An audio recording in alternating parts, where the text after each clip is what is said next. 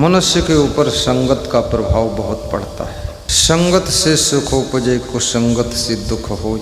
कहें कबीर तह जाइए जहाँ अपनी संगत हो। मनुष्य तो जीवित प्राणी है। संगत का प्रभाव वस्तुओं और पदार्थों के ऊपर भी पड़ता है। दूध जब शक्कर की संगत करता है, दूध दोगुना स्वादिष्ट हो जाता है। वही दूध जब नमक की संगत करता है तो उसका स्वाद बिगड़ जाता है।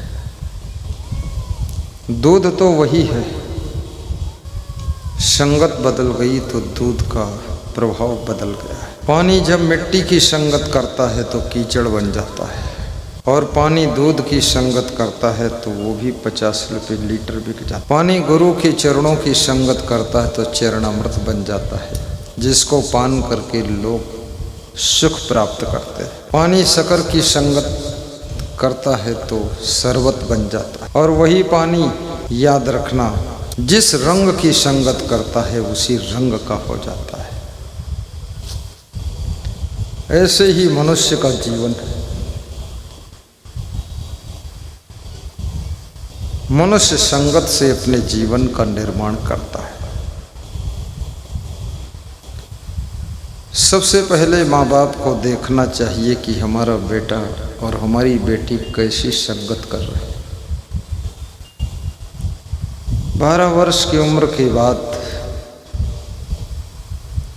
लड़का हो या लड़की दोस्त को ढूंढने लग जाते हैं। किसी के साथ में घूमने की इच्छा होती है। माँ बाप को पता नहीं चलता है, वो चुपके से साइकिल लेकर निकल जाते हैं। कहीं पेड़ों पर चढ़ते हैं, कहीं कुछ किसी के खेत से मक्का की भुट्टी चुरा कर खाते हैं। इधर उधर घूमते हैं और माँ बाप से झूठ बोल देते हैं, हम कहीं नहीं गए थे, यहीं थे। झूठ बोलने में मनुष्य बहुत होशियार है। अपने को बचाने के लिए तुरंत झूठ का सहारा ले लेता है और झूठ बोल बोल करके मनुष्य अपना विश्वास खो देता है। जो लोग अधिक झूठ बोलते हैं, धीरे धीरे उन पर भरोसा उठ जाता है। जो लोग कभी कभी झूठ बोलते हैं तो लोग उनको निभा लेते हैं, कहते पता नहीं ठीक है बोल रहा हो। लेकिन सत्य बोलना बहुत चोटदार होता है। कितने लोग सत्य बोलने के कारण भी सभी से उनका पंगा हो चुका है, फिर भी वे कहते हैं सच कहूँगा चाहे सर कट जाए। कबीर साहब कहते हैं साँच कहो तो सब जग खींचे, झूठ कहना चाहिए। कबीर कहते हैं सच कहता हूँ तो सारा संसार खींच जाता है, नाराज हो जाता है। तो किसी ने कहा कि तो सच मत कहो ना, थोड़ा झूठ कहो। तो कबीर साहब बोले कि झूठ कहा ना चाहिए, झूठ नहीं कह पाऊंगा। तो किसी ने सलाह दिया कि तू चुप रहो, न सच कहो न झूठ कहो। तो कबीर साहब कहते हैं बिना कहे मोहि रहा न जाइए।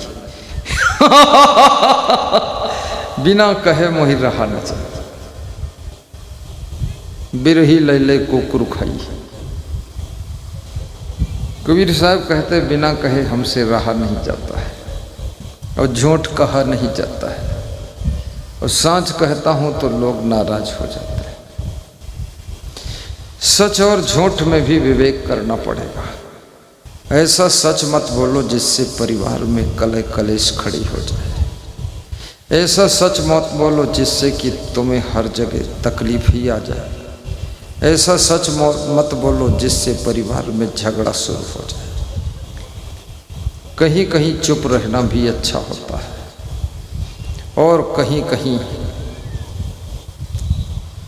हाँ जी कहना ही अच्छा होता है। एक जाट विदेश को काम करने के लिए जा रहा था। जाट जब घर से निकला जाट, तो उसकी पत्नी ने उसका पकड़ा हाथ और कहा सुनो जी एक बात। तो जाट ने कहा क्या है बात? जिंदगी भर से सुनता हूँ तेरी बात, अब क्या सुनना है तेरी बात, छोड़ मेरा हाथ, मैं हूं पक्का जाट। जो जाटिन ने कहा, ए जाट साहब, जाटिन कहे जाट से देश वीराने रहना, जाटिन कहे जाट से देश वीराने रहना, ऊंट बिलाई ले गई तो हाजी हाजी कहना, हाजी हाजी कहना।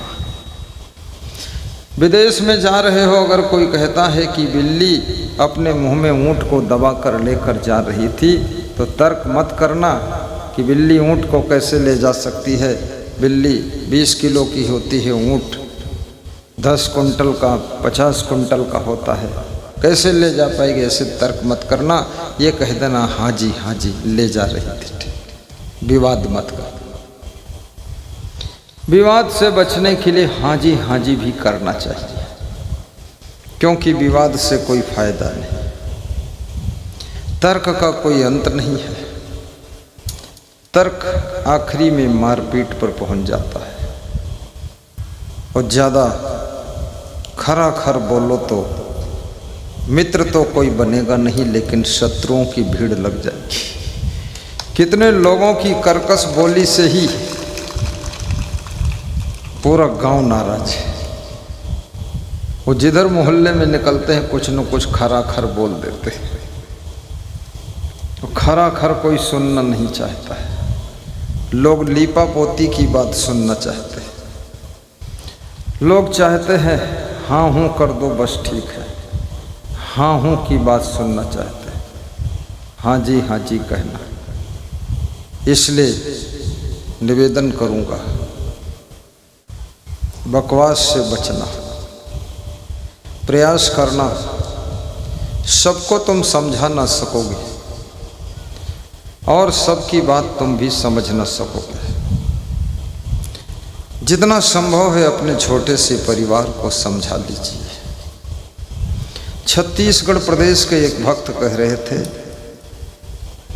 60 साल से मेरा और मेरी पत्नी का झगड़ा हो रहा है। मैंने कहा किस बात का झगड़ा है? तो उन्होंने कहा साफ सफाई का झगड़ा है। मैं कहता हूँ सफाई रखो। वो सिर खुजलाती है और उसी उंगली से आटा मार देती है। तो मैं कहता हूँ उंगली धो लो। सिर खुजलाया है तो सिर की खौसी नाखून में भर गई, वो आटम घुस जाएगी, रोटी में आ जाएगी, मेरे पेट में चली जाएगी। तो बोलती है आप ही तो कहते हो तू जान से प्यारी है, तो मेरी खौसी भी खा लो थोड़ी। बोले झगड़ते झगड़ते 60 साल बीत गए। नाक छिनकती है, हाथ धोती ही नहीं, उन्हीं हाथों से चावल धो देती, सब रबड़ी बचा देती। कह देता हूँ मुंह फुला के बैठ जाती, और नहीं कहता हूँ तो रोज गंदगी खिलाती। क्या करूँ गुरुदेव, मैं भी सत्संगी हूँ। वो तो सत्संग सुनती नहीं, जाती है तो सो जाती है। कितने लोग सत्संग में आते हैं लेकिन सो जाते हैं, और कितनी महिलाएं सत्संग में आती ही नहीं। ऐसे पति पत्नी की जोड़ा बहुत कम है जो दोनों सत्संगी हों। ज़्यादातर जोड़ा में एक सत्संगी है, दूसरा बदसंगी है। एक भक्ति करता है, दूसरा अंडा खाता है। पत्नी बहुत ध्यान लगाती है, पति दारू पी रहा है। जिसके घर में पति पत्नी, पिता पुत्र, भाई भाई, देवरानी जेठानी, सास बहू सभी भक्ति में डूबे हुए हैं, याद रखना वो घर ही स्वर्ग बन जाता है, वो घर ही तीर्थ बन जाता है, वो घर ही मंदिर है। उनको कहीं भटकने की जरूरत नहीं। घर ही को तीर्थ बनैबै, मंदिर हम काहे को जैबै। घर ही को तीर्थ बनैबै, मंदिर हम काहे को जैबै। मंदिर हम क्यों जाएंगे? इसलिए जाएंगे कि मंदिर से वो संस्कार सीख कर आएंगे, ऐसी भक्ति सीख कर आएंगे जिससे घर को ही तीर्थ बना देंगे। यहाँ प्रश्न पूछा गया कि मंदिर क्यों जाएंगे? घर को तीर्थ बनाने के लिए मंदिर जाएंगे। मंदिर जा कर के वापस लौट आए ज्यों के त्यों, कोई न खुद में परिवर्तन न घर में बदलाव आया। घर तीर्थ नहीं बना, जैसा था वैसा ही घर में हुड़दंग मचा हुआ है, आला उदल का अखाड़ा चल रहा है। मंदिर जाना भी व्यर्थ हो गया है। मस्जिद में खूब गए अल्लाह इल्लल्लाह, जब पति ने भोजन मांगा तो पत्नी कहती आग खा ले तू। एक मुस्लिम भाई कह रहा था मेरी पत्नी मुझसे बार बार कहती आग खा लो, भोजन नहीं दूंगी। तो मैं कहता हूँ घर मेरा है, मैं कमा के लाता हूँ, तू कौन है? बोले तू कमा के लाता है, मैं बना के खाऊंगी, तुझको आग खिलाऊंगी। बोले ऐसा झंझट फंसा है, नमाज इबादत सब फेल है, ना अल्लाह खुल्लम खुल्ला झगड़ा चल रहा है। अल्लाह से बार बार कहता हूँ इसको सुधार दो, ये मेरी वाइफ को। अल्लाह कहता है इससे मैं भी हार गया। कितनी घर की दुर्व्यवस्था से अल्लाह और भगवान दोनों हार मान चुके। भगवान भी गांव छोड़कर भाग गया है। ऐसे ऐसे भूत प्रेत चुड़ैल रहते हैं।